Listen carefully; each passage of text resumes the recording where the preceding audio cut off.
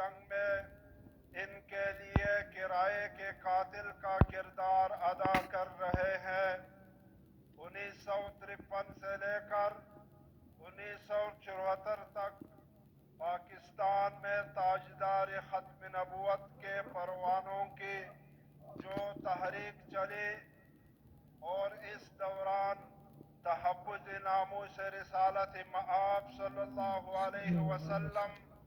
پر 10,000 مسلمانوں نے جام شہادت نوش فرمائی۔ ان سب شہداء کے قتل کے در حقیقت یہی مرزائی ذمہ دار ہے، جس کے بدلے میں انہیں لندن کے محلات ملے اور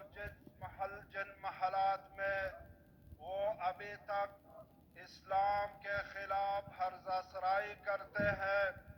لہذا آج کا یہ ٹاٹے مارتا ہوا سمندر عالمی استعمار اور خصوصاً قادیانیوں کو یہ بتا رہی ہے کہ خانہ کعبہ، مدینہ طیبہ اور عقیدہ ختم نبوت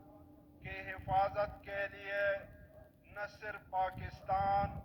بلکہ پوری دنیا کے